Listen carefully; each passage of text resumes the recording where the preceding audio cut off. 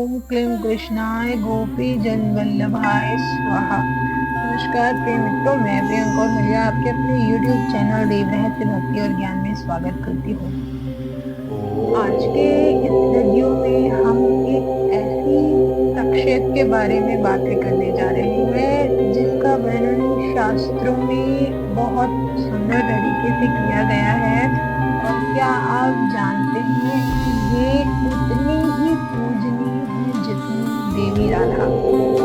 आपने श्री कृष्ण के साथ में हमेशा रुक्मिणी और राधा के बारे में तो सुना ही होगा, लेकिन आज मैं आपको एक ऐसी देवी के बारे में बताने जा रही हूँ जिनका श्री कृष्ण के जीवन में उतना ही बड़ा स्थान है जितना कि देवी राधा का। आज मैं आपको बताऊंगी वो कौन सी देवी है जिनका स्थान गोलोक में देवी राधा के समान ही माना जाता है। क्या आप जानते हैं श्री कृष्ण के जीवन में एक ऐसी भी शख्सियत थी जो देवी राधा के समान ही श्री कृष्ण को प्रेम करती थी। क्या आपने कभी सोचा कि श्री कृष्ण के अनंत भक्तों में, श्री कृष्ण के अनन्य पुजारियों में कौन ऐसा था जो भगवान श्री कृष्ण को राधा के समान ही प्रिय था। वैसे तो श्री कृष्ण सबको प्रेम करते हैं, लेकिन विशेष रूप से देवी राधा की तरह ही उन्हें भी प्रेम करते थे। तो मैं आज इन सब रहस्यों से पर्दा उठाने वाली हूँ, तो जानने के लिए जरूर आप देखिए मेरा ये वीडियो।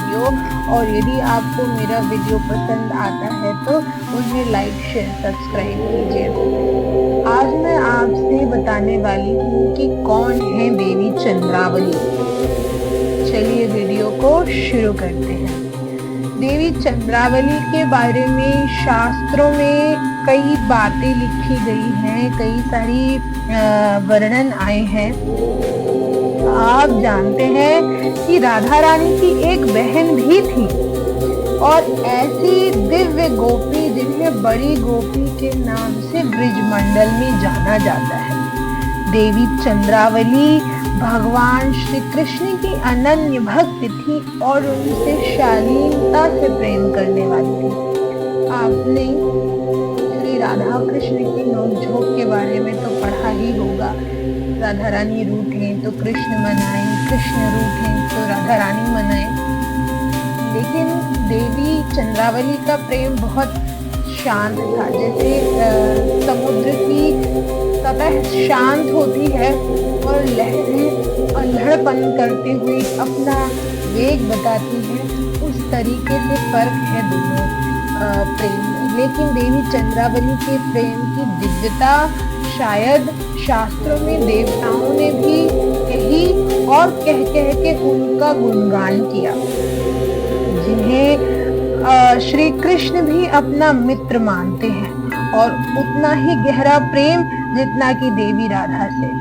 राधा के प्रेम में शांति है तो श्री कृष्ण की और देवी चंद्रावली के प्रेम में उस शांति की शीतलता हम महसूस कर सकते हैं।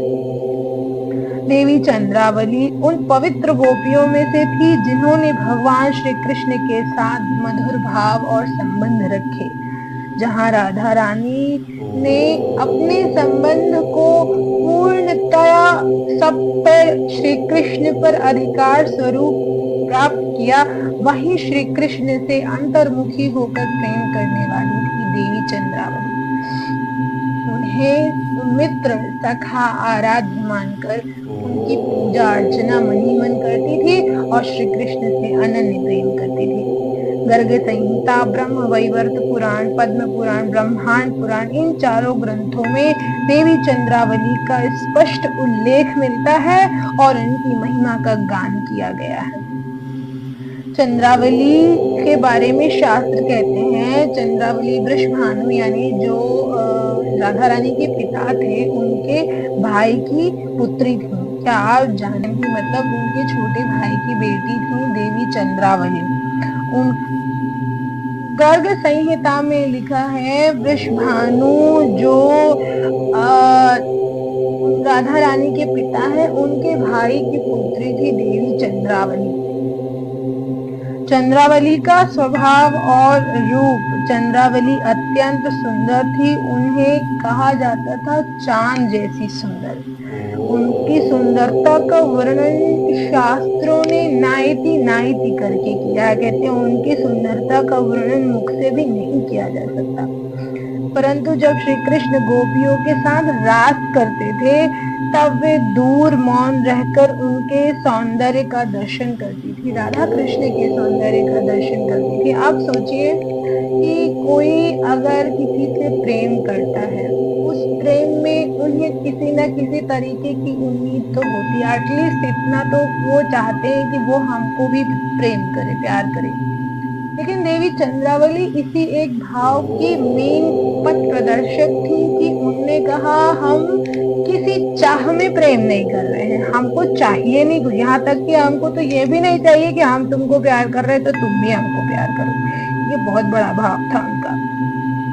जहाँ श्री कृष्ण अपने जीवन का संपूर्ण केंद्र देवी राधा को मानते हैं, वहाँ चंद्रावली श्री कृष्ण को परमात्मा ईश्वर मानकर पूजती है। ब्रह्म वैवर्त पुराण कहता है चंद्रावली राधया सख्या प्रेम वैविध्य धारणी। चंद्रावली राधा की सखी है और प्रेम के दूसरे प्रकार को धारण करती है। उनका प्रेम राधा के जैसा नहीं बल्कि उनसे भी शांत रहकर श्री कृष्ण को प्रेम करने वाला है। राधा और चंद्रावली के प्रेम में अंतर। राधा रानी श्री कृष्ण की आह्लादनी शक्ति है, श्री कृष्ण की प्राण वल्लभा है, श्री कृष्ण का प्रेम है। लेकिन क्या आप जानते हैं देवी चंद्रावली श्री कृष्ण की आत्मा मानी जाती है। कहते हैं कि यदि श्री कृष्ण की आत्मा में प्राण फूके जाए तो वो राधा स्वरूप है, तो श्री कृष्ण की प्राण को जीवंत करने वाली देवी चंद्रावली कहा गया है। क्या आप जानते हैं देवी राधा और चंद्रावली में कोई बहुत अंतर नहीं है। गोलोक धाम में दो मुख्य समूह माने जाते हैं जिसमें नेतृत्व करने वाली है देवी चंद्रावली। संत रस खान ने लिखा राधा रस की ज्वाला है चंद्रावली प्रेम की छाया। दोनों मिलकर प्रेम को दो आयाम प्रदान करती हैं। राधा और चंद्रावली का संवाद चर्चा में एक बार वृंदावन का जो प्रेम वर्णन आता है शास्त्रों में, तो भगवान श्री कृष्ण से ऐसे ही संवाद सामान्य चलता है जिसमें देवी राधा पूछती है कृष्ण तुम्हें कौन अधिक प्रिय है, मैं या चंद्रावली। राधा ने उनसे पूछा। तो राधा और चंद्रावली के बीच में जो ये एक प्रतिस्पर्धा सी छिड़ी हुई थी, ये ऐसे शास्त्रों में वर्णन मिलता है। तभी श्री कृष्ण वहां स्वयं प्रकट होकर मुस्कुराकर बोले राधा और चंद्रावली तुम दोनों में मेरे लिए कोई अंतर नहीं है। सखी भाव से मैं देवी चंद्रावली को प्रेम करता हूँ और प्रेमिका भाव से तुम्हें। इसलिए गोलोक में कहा जाता है राधा बिना चंद्रावली नहीं और चंद्रावली बिना राधा नहीं। गोलोक धाम में चंद्रावली का स्वरूप क्या है? गोलोक धाम में चंद्रावली को बड़ी गोपी के नाम से जाना जाता है क्योंकि वे स्वयं लज्जा और तपस्विनी का प्रतीक है। भगवान के पास जाकर अपना प्रेम प्रकट करके उनसे प्रेम का अधिकार नहीं मांगती, बस उनसे निरंतर प्रेम करती रहती हैं। ब्रज में चंद्रावली की लीला का स्थान क्या है? जब रास होती है तो भगवान श्री कृष्ण उन्हें अपना प्रेम रस पान कराते हैं। गर्ग संहिता में वर्णन है एक और राधा होती है तो एक और चंद्रावली, ऐसा वर्णन शास्त्रों में आता है। जब बड़ी गोपी की बात आती है तो वे सबसे पहले श्री कृष्ण को प्रेम करने वाली हैं और उनसे अपने प्रेम के बदले कुछ नहीं चाहती, इसलिए उन्हें बड़ी गोपी कहा गया है। राधा और चंद्रावली को हम अगर अलग माने तो ये हमारी मूर्खता है। देवी चंद्रावली अलग नहीं तो देवी राधा अलग नहीं, दोनों एक ही रूप है। चंद्रावली अपने प्रेम को मूक रहकर प्रदर्शित करती है। इसमें जो संकलन वर्णन आता है शास्त्रों का, गर्ग संहिता, ब्रह्म वैवर्त पुराण, पद्म पुराण, संतों की जो कथा है वह वर्णन करती है इन सब बातों का। आज के वीडियो में इतना ही। मैं फिर हाजिर हो जाऊंगी एक नया वीडियो लेकर किसी नए देवताओं के रहस्यों के साथ।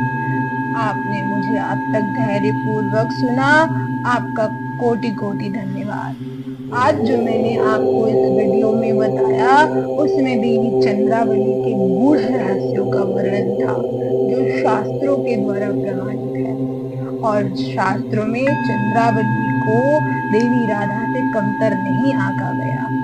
तो आपको मैं उम्मीद करती हूँ कि मैंने कुछ ऑथेंटिक नॉलेज ही दिया होगा।